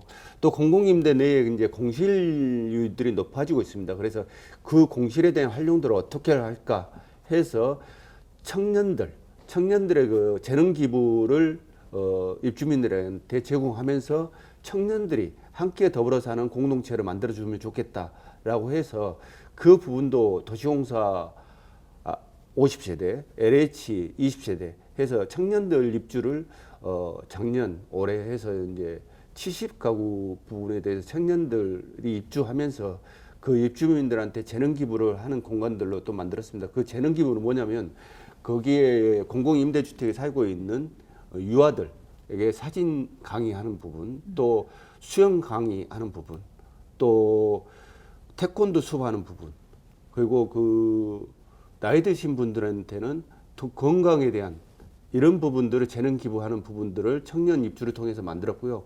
또 세 번째로는 행복한 목수 주택 리모델링 사업입니다. 저희 강주시가 매년 20회에서 30가구 정도 사업비는 1억에서 1억 5천 정도 해서 매년 그 노후 주택들을 집수리를 추진해 오고 있습니다. 거기에 도배, 장판, 그리고 창호, 현관문 이런 것들을 집수리를 통해서 열악한 환경에 살고 있는 취약계층들을 좀 더 나은 주거 환경으로 개선하는 부분들을 해왔고요. 또 네 번째로는 주거 부담, 취약계층의 주거 부담을 줄이기 위해서 주거 급여를 지원하는 것들. 네. 또 그 주거 급여를 지원하는 대상들이 기준 중위소득 45% 이하의 대상들에 대해서 주거 급여를 지원하는 부분. 그데 또 하나는 임대보증금 50% 무이자를 지원하는 사업. 이런 것들을 지금 지속적으로 추진하고 있고요. 더불어서 공공임대 주택들이 너무 노후되어 있습니다. 그래서 그 시설 개선 사업 네. 이런 것들을 하고 지금 최근에 그린 뉴데이 정책 사업들이 정부에서 지자체하고 함께 만들어가고 있습니다. 그래서 그 일환으로 공공임대주택들을 그린 리모델링 사업도 또 병행할 예정이고요. 네. 앞으로 주거 복지 정책이 굉장히 필요로 하는 시대에 발맞춰서 우리 시가 주거복지센터를 지금 설립할 예정입니다. 그래서 주거복지센터가 설립되면 사회 취약계층뿐만 아니라 시민들에게 주거복지에 대한 안정화를 추구할 수 있는 또 다른 계기가 될 걸로 보여집니다. 네, 사회 취약계층을 위한 주거 안정 대책에 대해서 아주 자세하게 설명을 해주셨습니다. 집 한 채 사거나 임대를 또 하고자 하거나 혹은 투자를 하고자 할 때 시장 분석도 해야 하죠. 또 개정된 부동산 법도 이해를 해야 하죠. 굉장히 어렵습니다. 시청자분들이 혹시 참고할 만한 부동산 팁이라고 할까요? 정책과 관련한 것도 좋고요. 혹시 이런 것들이 있으면 좀 말씀해 주시면 좋을 것 같습니다. 김경숙 대표께서 먼저 말씀해 주시죠. 무주택자 분들 같은 경우에는 올라버린 집값이라고 해서 주택 매수에 포기하지 마시고요. 적은 금액으로도 주택 소유의 길이 있습니다. 전문가와 상의하셔서 좋은 주택, 좋은 선택 하시길 바라고요. 다주택자 분들의 경우에는 주택이 쉽게 팔리지 않는다고 조바심을 가지실 수가 있는데요. 집값은 끝없이 폭락하지만은 않기 때문에 장기간으로 생각하고 또 대응해 나가신다면 그리 걱정하실 필요가 없다고 봅니다. 네. 다음 김동규 회장께서도 시청자분들에게 부동산 관련해서 알려주실 것들이 워낙에 있으면 이제 많은 규제를 하다 보니까 네. 이렇게 특별한 팁이라고 할 수 있는 게 좀 드물 것 같습니다. 왜 그러냐면은 부동산이란 거는 뭐 누군가는 집을 사주고 직장과 출산과 또 학교 육아 문제 등 여러 가지로 인해서 이주를 할 수밖에 없습니다. 그랬을 때 모두가 그때그때마다 집을 팔고 사고 해야 되는가? 누군가는 다주택자가 될 수밖에 없고 누군가는 또 세를 주고 또 누군가는 세입자가 되고 하면서 주거사다리가 형성되는데요. 이런 것들이 모든 게 규제로 묶여 있습니다. 그러다 보니까 우리가 상상할 수 있는 상상의 틀이 한계에 와버린 것 같습니다. 그래서 그런 부분이 좀 아쉬운 것 같습니다. 그리고 이제 과거에는 다주택자를 규제했다면 이제 임대차 3법을 통해서 이제 집주인도 규제를 하고 세입자도 규제를 하고 거기에다가 이제 부동산 거래 분석원을 만들어서 계좌까지 들여다보고 이런 제도가 과연 우리한테 맞을 것인가 하는 아쉬움이 있습니다. 그래서 그렇지만 우리가 포기할 수 없기 때문에 코로나 이후에 소비자의 니즈는 어디에 있는가를 알아봐야 될 것 같습니다. 그 스몰 사이즈, 빅 사이즈가 어떤 게 만들 것인가. 예를 들면 밖에를 못 나가니까 집이 커야 될 것인가 아니면 나 혼자 있는 게 편한 것인가 여러 가지가 있을 수 있겠죠. 그다음에 어떤 공유가 나을 것인가 아니면 개별이 나을 것인가 그 4차 산업혁명에 맞는 여러 가지 드론이라든가 그 다음에 AI 여러 가지 것들이 결합되는 주택들이 나올 텐데 이게 과연 몇 년을 갈 것인가 여러 가지를 따져서 여러분들이 부동산 정책이나 사회 방향에 귀를 기울이면서 가는 게 더 좋은 팁이라고 보여집니다. 네. 자, 오늘 부동산 문제 본질과 대책에 대해서 말씀을 들어봤습니다. 뭐 분야에 따라 또 목적에 따라 계층에 따라 부동산 문제는 그 폭이 굉장히 넓다 보니까 오늘 뭐 이 시간에 충분히 다 다루지는 못했습니다만 변화된 부동산 관련 법과 또 정책들을 중심으로 논의를 해봤습니다. 끝으로 미처 하지 못한 말씀이 있거나 또 시청자분들에게 당부 말씀이 있으면 마무리 말씀으로 듣겠습니다. 먼저 김종호 과장께서 마무리 말씀해 주시겠습니다. 네, 오늘 그 부동산 시장 관련해서 다양한 얘기들을 나누게 돼서 감사하고요. 시민들의 주거 삶의 질을 향상하기 위해서 강주시는 주거 복지 정책을 추진해 나갈 예정이고요. 지금 주택 공급 시장들에 나타나고 있는 공급 물량은 많은데 예전에 비해서 분양가가 꽤 높습니다. 그래서 그 분양가가 높아진 이유 중에 하나는 땅값이 상승한 부분도 차지하고 있는데요. 저희 시에서는 거기에 맞춰서 아파트 부분을 좀 퀄리티를 좀 높일 수 있는 질 좋은 아파트가 현장에 나가갈 수 있도록 해야 되겠다는 것부터 저희들이 지금 들여다보고 있습니다. 그래서 디자인 개선하는 부분이라든가 그 단지 배치에 대한 입주민들에 대한 쉬매 공간이라든가 그런 것들이 아파트 질이 좀 높아지는 이런 그 주택 정책을 좀 할 예정이고요. 앞으로도 그 시민들에게 부동산 시장 안정화, 주거 복지 정책, 또 주택 정책 이런 것들이 강주시가 안고 가서 시민들에게 다가가는 그 행정을 해야 되기 때문에 시민들이 피부에 느끼고 안정화가 되고 주택 공급에 정말로 좀 더 나은 행정들이 다가감으로 인해서 도움이 될 수 있는 그런 행정을 할 수 있도록 최선을 다하겠습니다. 네. 다음 김동기 회장께서 마무리 말씀해 주시겠습니다. 네. 이 부동산은 정책이어야 되는데 부동산이 정치적인 논리로 사회 양극화를 심화시키면 안 되겠습니다. 부동산 정책은 전문가가 반드시 필요하고요. 치밀하고 철저한 준비가 필요합니다.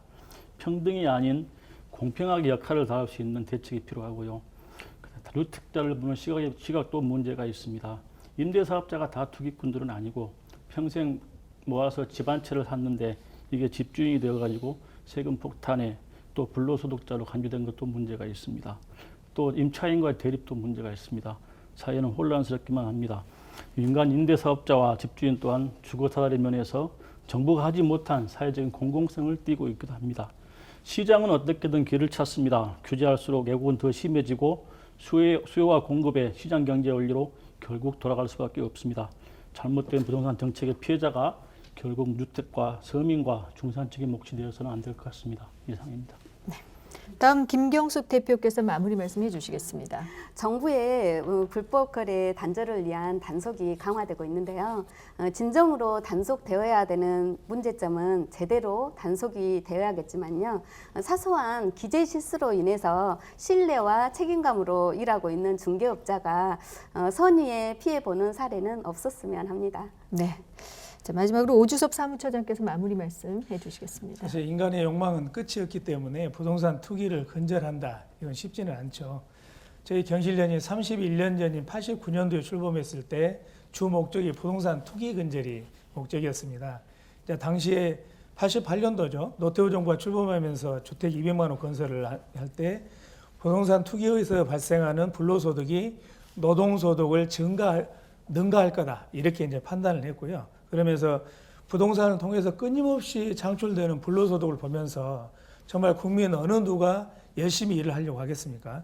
그래서 정부의 지속적으로 일관된 강력한 규제와 더불어서 국민들께서도 주택 등 아파트는 투기의 대상이 아니라 내가 실제로 사는 정말 살 집이다 생각하고 주거 목적으로 인식하는 그런 인식의 전환이 좀 필요하겠다 이렇게 생각을 합니다. 네. 이상입니다.